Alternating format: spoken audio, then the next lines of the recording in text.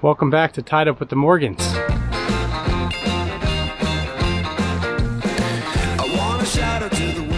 Today I wanted to talk to you about what I was doing in the beginning of this video, where I was collecting milkweed pods. I wanted to go over milkweed, why it's important, why I'm collecting them, how you can do it, and why you should do it.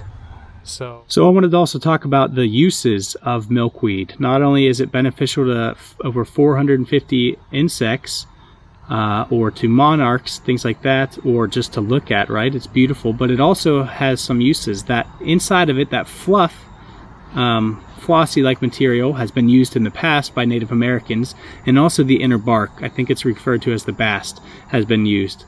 And they'd use those for a number of different things. But that fluff, I've read, has actually been used commercially in the past to make insulation or insulators for coats, like winter coats, which was kind of crazy. Sorry, let me fix this here. I thought that was really interesting. And the Native Americans had also used that inner bark, the bast, and the fluff for cordage and textiles, which is pretty cool. One other thing, I've heard that common milkweed is the only milkweed that you can eat if cooked. I'm not eating it though. I don't see the need, but I guess if you're in a position, you need to, it can be an edible if it's common milkweed. So now we've talked about why it's important. I think you understand a lot of reasons why it's important. Some things that we can do is know before you mow, know before you spray, things like that. Don't just go spraying a patch of stuff that you think are weeds, because there might be milkweed there. I'm not telling you to go turn your whole yard into a milkweed patch, but I'm saying if there's a bank, and this is all up to you. If you have land, you do what you want with it. I'm not telling anyone what to do. All I'm saying is that if you have an interest in this stuff, if you want to make a difference, think and look closely before you start mowing or weed eating, especially weed eating, I think, or brush hogging is a big example, because there are probably important native plants around you that are depending on not being mowed. So, and a lot of other things are depending on that too. So that's one thing to consider that we can do, is if it's going to be weed eating, brush hogging, mowing, look into it. Get the app Seek that I've talked about by iNaturalist, or start just reading more about native plants and take a look at what you have before you start to mow it, I think is something that we can do. And the other thing we can do is maybe, if you have like a prairie, if you have fields, and you're not, it's not pasture or anything like that, or if you have open fields, don't turn it into a food plot. As I've learned this year lots about native plants, that's one of the worst things you can do. I think it's all kind of pushed from those big hunting shows. I remember as a kid watching it thinking, we need food plots, we need food plots. In reality, that's not what you need. That's not how you get the deer or things like that, because that's a monoculture, and that's not what you want. You don't want a monoculture of anything. If we had just all cherry trees only, or all maple trees, that's not beneficial. You need diversity. So deer don't want one crop. They're going to eat the native plants first. And deer are the one animal that we have here that are probably the least picky. They'll eat a number of things that other things won't, but they want those good native plants first. They have a much higher nutritional value. So we're getting off topic here, but anyways, if you do have a field or anything like that, consider maybe having some milkweed there, if it's the right growing conditions for it. And if you're not sure, go to Prairie Moon Nursery, their website, Prairie Moon. They are a great tool. I've talked about them before. You can see the native range maps, and you can see down to the county where it's native to. So Prairie Moon also tells you how to prepare seeds, tells you the growing conditions and things like that. So if you're not sure if you can grow milkweed, try it, or check out Prairie Moon or any other resource online to tell you if you can grow it in your area, in your soil. I'm willing to bet you can. If it gets some sunlight, it seems like it'll do well, especially if it's in its native range. Most native plants require little care. The other thing we can do is, instead of just buying seed, and this is probably the best thing we can do, and I think it makes you more of a conservationist. I never grew up thinking I was a conservationist, but as I've been collecting trees or seeds and growing trees, and now this year I've collected a lot of wildflowers, seeds, stuff like that, I realized I'm a conservationist. And I don't think that's a bad thing. I think it makes you a good steward for the land you live on. It makes you, managing that habitat. And I mentioned this before, but the land really does need us. I think sometimes we have this idea of, leave it wild, but in reality, we can't do that because of all the invasives we have that have been brought over from Europe and Asia. We can't just let things go naturally. It needs intervention, and there always has been intervention in the past. Especially in America, Native Americans burned for thousands of years, and they knew exactly how to maintain that land. And so I think we have an obligation or responsibility to maintain our habitat. So why do I have a box of Diet Coke when I'm talking about milkweed?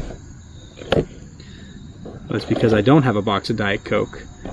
I needed something to put these milkweed pods in I was collecting the other day, and that's what we saw at the beginning of the video. I was looking at all that milkweed. I collected a whole bunch of seed pods, and that's what we're going to talk about now. This is something you can do in your area. I would say from August through October is when you'll see seed pods, and it depends on the type of milkweed. I know for swamp milkweed, it was those seed pods were there in August, early August, and that's when I started collecting them. Whereas the common milkweed was there, but I picked some that were too early, and I learned that after more research I realized you want to wait a little bit. So I showed you those pods, right? These are them. I showed you some a little bit ago. I got a whole bunch. Some have already opened up, but you want them whenever they are like a golden brown, almost gray. That's when they're just about to split open. And I don't know if I mentioned this already, but what some people do to avoid them from splitting open, maybe there's a patch that, not on your property and you don't get to enough. Some people will put rubber bands around it, or like a twisty tie, to keep them from splitting open, so then not all those seeds won't be dispersed, and that they'll be able to collect the seeds. So if you're collecting seeds, that's one thing you can do if you're not able to time it properly.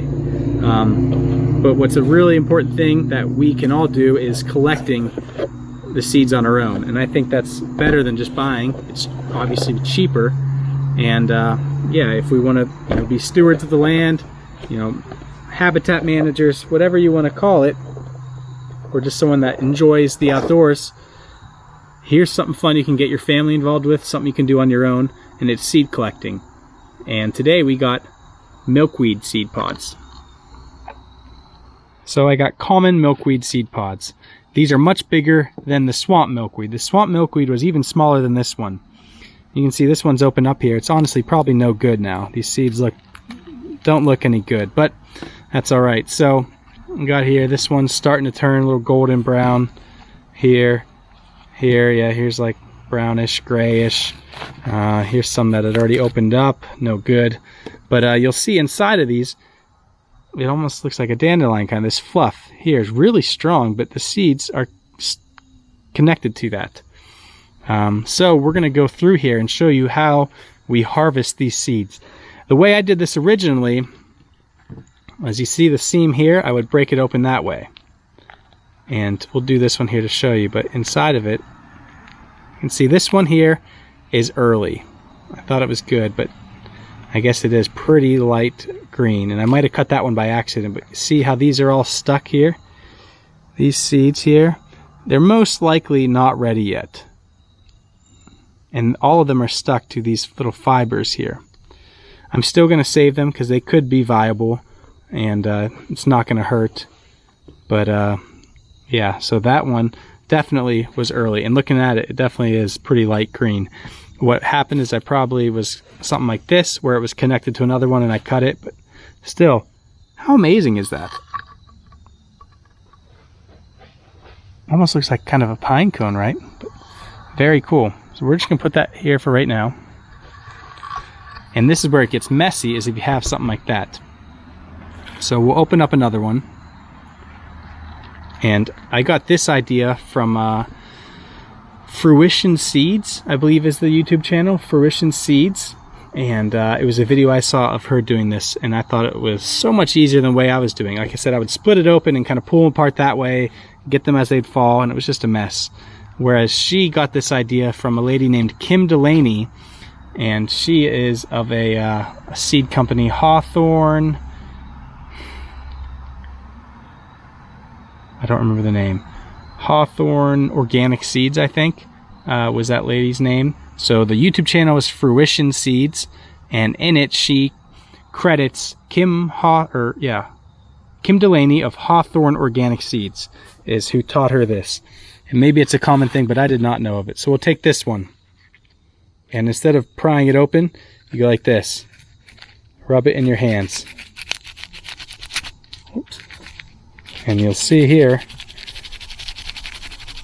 use a good bit of pressure. All of these, so I'm going to just put these on this. That's why I have the plywood here. Thousands of, well, probably hundreds of milkweed seeds.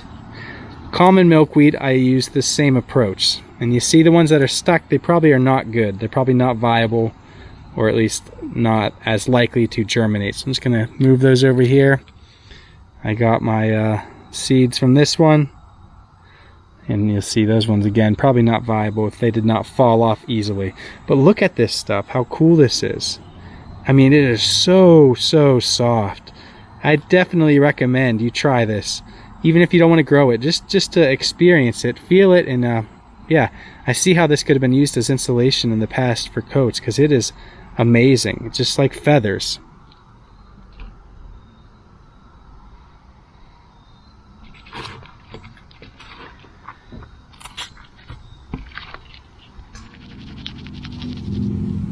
See them falling.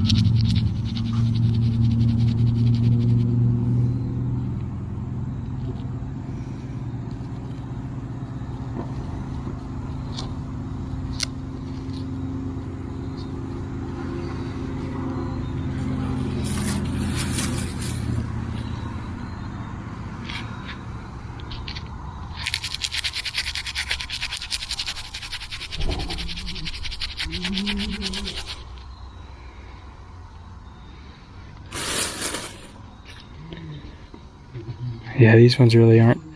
There they go. Again, they might not be ready yet, but give them a chance anyways. They're kind of coming off. Actually, not too hard. Yeah, there we go. So.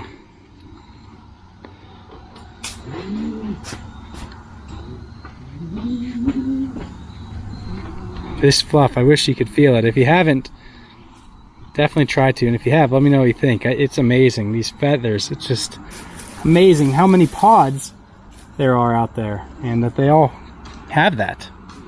And they have it in the swamp milkweed too. It's just a much smaller pod, much smaller fluff, all of it. So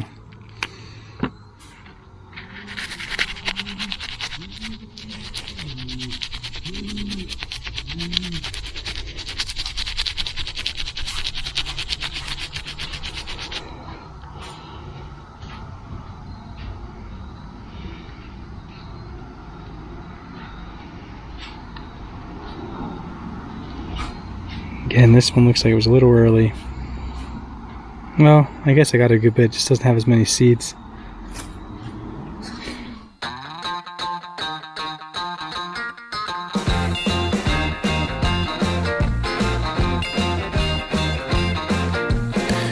wanna shout out to the world so they know my sweet baby loves me so.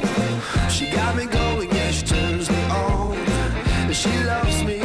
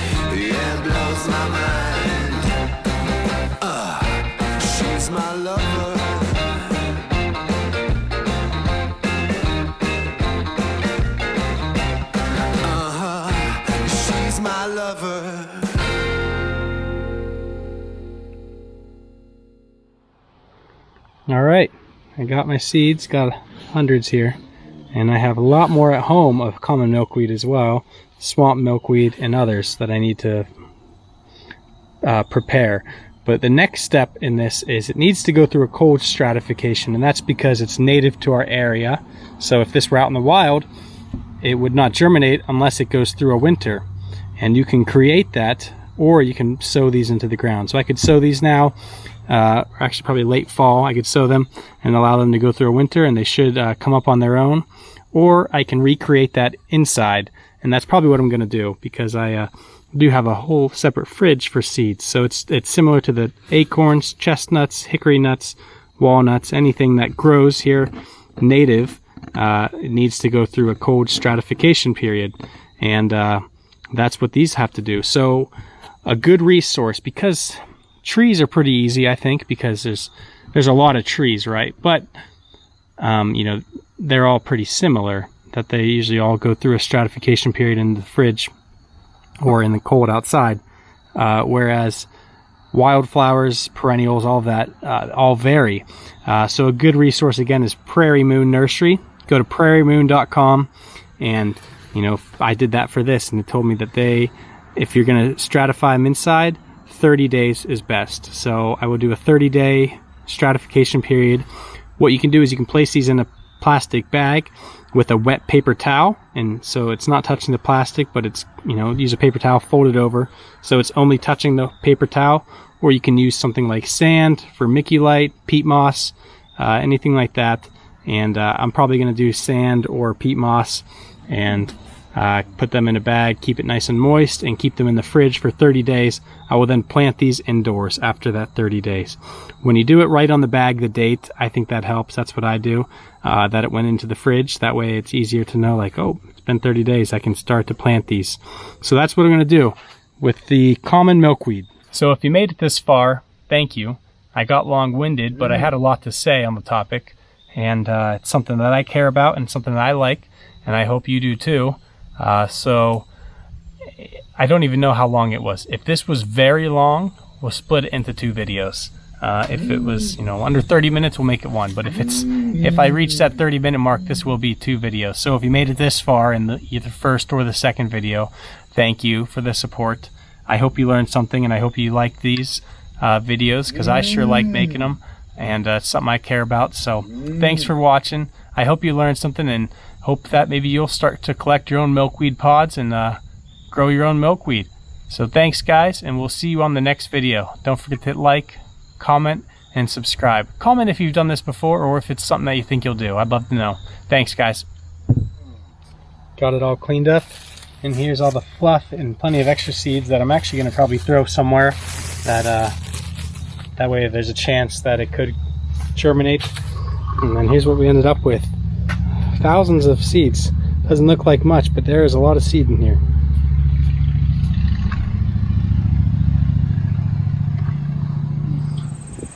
Here's some more milkweed pods mixed in with some nice asters. A lot of milkweed in here. You can see these milkweed bugs. The red milkweed beetle. She's my lover.